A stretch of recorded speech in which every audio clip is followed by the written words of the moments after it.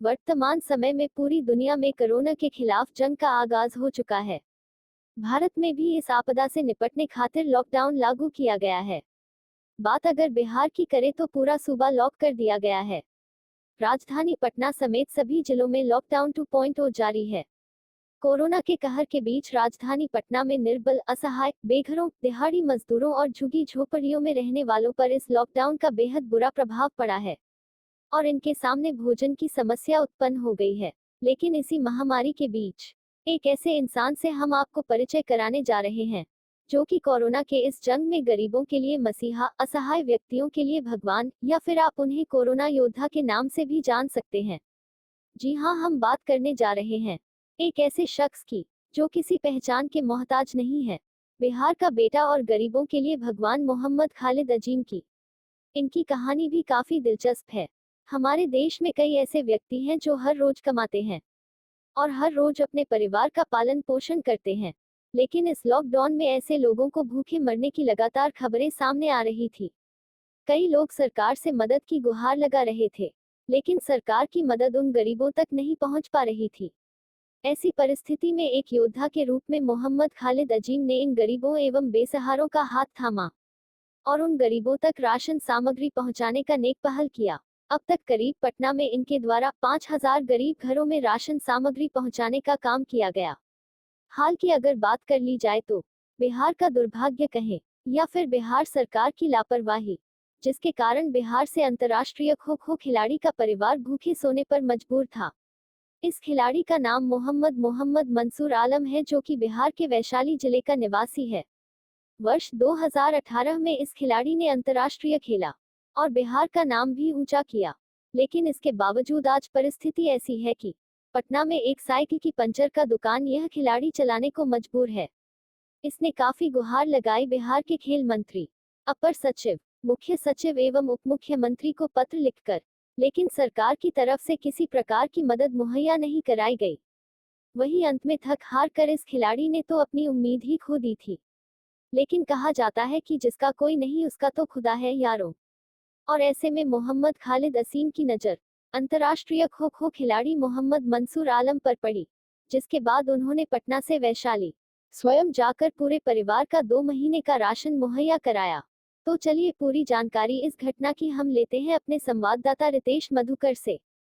नमस्कार, मैं रितेश मधुकर। इस वक्त आप देख रहे हैं न्यूज़ भारत।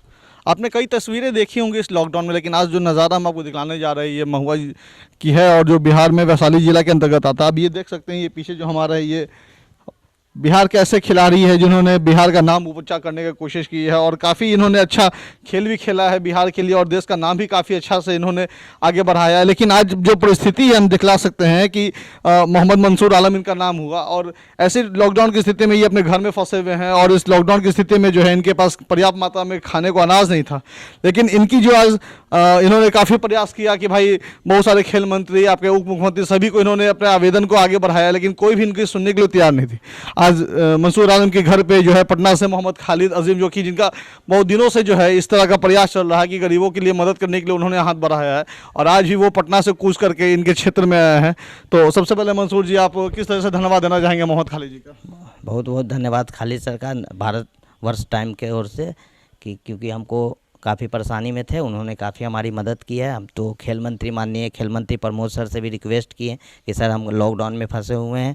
मुख्यमंत्री सचिवालय के प्रधान सचिव हैं चंचल बाबू, उनसे भी रिक्वेस्ट किए। बिहार के मुख्य सचिव दीपक कुमार सर से भी रिक्वेस्ट किए कि सर लॉकडाउन में फंसे हुए हमारी हेल्प की जाए, मगर अभी तक कोई हेल्प नहीं मिला। खालिद सर ही हमारे यहाँ हैं। तो मंसूर जी, आपके तक यहाँ पहुँचने के लिए मोहम्मद खालिद जी पटना से कूच करके आए हैं, एक सामाजिक कार्यकर्ता के रूप में कह दीजिए, ना कि कोई राजनीति से वो उनका कहीं कोई लेना है, फिर भी आपकी सहायता करने के लिए इतने दूर पहुँचे, क्या कुछ कहेंगे उनके लिए? बहुत बहुत धन्यवाद खालिद सर को देंगे जो समाज की सेवा के लिए लगे हुए हैं, उनको बहुत बहुत धन्यवाद हमारी ओर से, मोहम्मद मंसूर अंतर्राष्ट्रीय खिलाड़ी की ओर से तहे दिल से उनका स्वागत करते हैं। आपकी जो परेशानियाँ थी उसके लिए आपने मदद कहाँ कहाँ से मांगा? सर मदद हम लोग खेल मंत्री महोदय, हमारे बिहार सरकार जो मंत्री हैं खेल मंत्री महोदय प्रमोद सर, उनसे रिक्वेस्ट मांगा। बिहार सरकार के मुख्य सचिव दीपक कुमार, उनसे भी, दीपक सर से भी रिक्वेस्ट मांगा और बिहार मुख्यमंत्री सचिवालय के प्रधान सचिव चंचल बाबू, उनसे भी रिक्वेस्ट मांगा, मगर अभी तक कोई ये नहीं मिला। देश के लिए जो आपने किया है खेल के प्रति, उसके विषय में कुछ जनता को बताएं। सर देश के लिए तो बचपन से अभी तक खेलते आए हैं, राज्य के लिए देश के लिए खेले हैं सर। मगर यही सबसे बड़ा दुर्भाग्यपूर्ण बात ये है सर कि जब हम लॉकडाउन में फंसे हुए हैं, सारे लोग से बिहार सरकार के देश के लिए राज्य के लिए खेले, मगर बिहार सरकार के मंत्री या जो भी प्रधान सचिव लोग से रिक्वेस्ट मांगे, मगर अभी तक कोई जवाब नहीं मिला। यही हमारे लिए दुख की बात है कि हमारे एक सामाजिक कार्यकर्ता खालिद सर हमको आके यहाँ पे ये पहुँचा रहे हैं। उनको किसी माध्यम से पता चला कि हाँ मंसूर आलम अंतर्राष्ट्रीय खिलाड़ी वहाँ पे दुख में है, तो उन्होंने आके हमारी सहयोग की। उनके लिए अब कैसा महसूस कर रहे हैं? बहुत अच्छा महसूस कर रहे हैं। उनके लिए तहे दिल से स्वागत।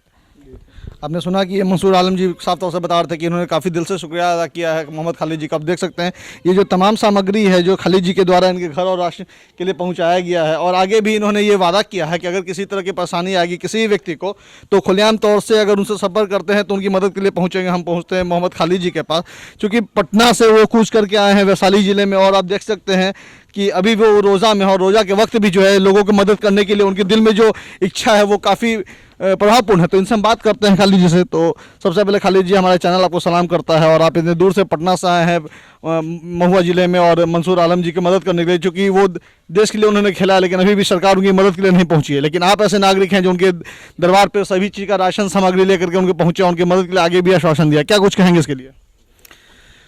भाई पहले तो अफसोस की बात यह है कि इसमें कोई शब्द नहीं जो हम कह सके कि एक आदमी जो हमारे देश के लिए देश का नाम रोशन कर रहा है आज वो इस स्थिति में है।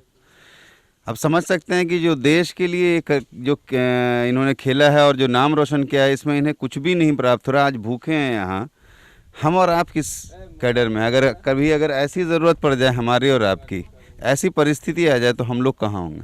इसमें कोई शब्द ही नहीं है, कुछ बोलने की ज़रूरत नहीं है।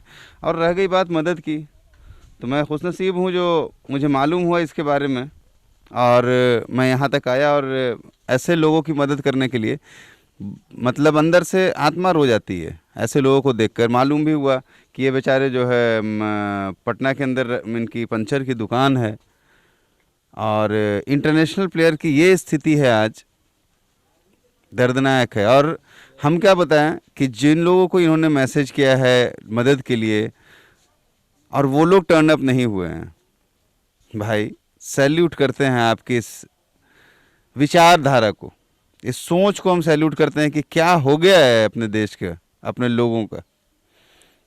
सॉरी सर, हम ये जानना चाहते हैं कि आपने तो काफ़ी घरों में जाके मदद पहुंचाई, लेकिन अभी तक जो सबसे कठिन आपको लगा और देख के दर्दनाक लगा वो कौन सा था? अब क्या उसको विवरण करना चाहेंगे जनता के सामने? देखिए, विवरण की स्थिति नहीं है। आज में हम ये जानना चाहते हैं कि ठीक है, गरीब है, वो काम नहीं कर रहा है, ऊपर वाले ने उसको ऐसा समय निकाल दिया कि वो उसके पास खाने पीने की नहीं हुई, सुविधाएं नहीं हुई, पढ़ा लिखा नहीं है, ये ठीक है सर, मैं मान सकता हूँ। लेकिन एक व्यक्ति जो हमारे आपके समाज में रह रहा है, हम और आपसे काफ़ी ऊंचा ये व्यक्ति है, देश के लिए खेला है, देश के लिए नाम रोशन करता है ये व्यक्ति, तालियां बजती है दूसरे देशों में जब जाते हैं। और आज स्थिति ये है हमारा, हम कहते हैं डेवलपमेंट की तरफ बढ़ रहे हैं, हम विकास करेंगे और विकास पुरुष कहला जाएंगे। इससे ही नज़र आता है ऐसे लोगों को देख कर कि क्या विकास हमारी हो रही है, कि एक व्यक्ति जो हमारे देश को रिप्रेजेंट किया हुआ है वो भूख से आज तड़प रहा है। आप सुन रहे थे मोहम्मद खालिद जी की बात की। जिस तरह से आप देख सकते हैं कि राजनीति से भी परे हैं, ना ही कि इनका कोई राजनीतिक से कोई कनेक्शन है और ना ही किसी पार्टी से इनका जुड़ाव है, लेकिन फिर भी एक सामाजिक धर्म के तहत, नैतिकता के तहत पे ये पटना से आए हैं। और आप देख सकते हैं कि किस तरह की राहन सामग्री का इन्होंने अनुदान दिया है। और ऐसे पटना में कई भी ऐसे घर हैं जहाँ मोहम्मद खालिद जी खुद पहुँच करके उस गरीबों की मदद की है, और आगे भी ऐसा आश्वासन दिया है कि जब तक ये लॉकडाउन चलेगा, चाहे परिस्थिति कुछ भी हो, ये लोगों तक पहुँचेंगे और उनकी मदद करते रहेंगे। अभी मंसूर जी ने भी उनके दिल से धन्यवाद दिया। और हमारे बिहार में ऐसे कई घर हैं जो इस तरीके से भूखे सो रहे हैं। सरकार जो है आंखें बंद करके रह रही है, और सरकार काफ़ी दावे दे रही है, लेकिन उनका जो दावा है वो हर तरह से धरातल में फेल दिख रहा है। तो काफ़ी तमाम खबरों के लिए बने रहा हमारे साथ। मैं रितेश मत को, न्यूज़ भारत पटना।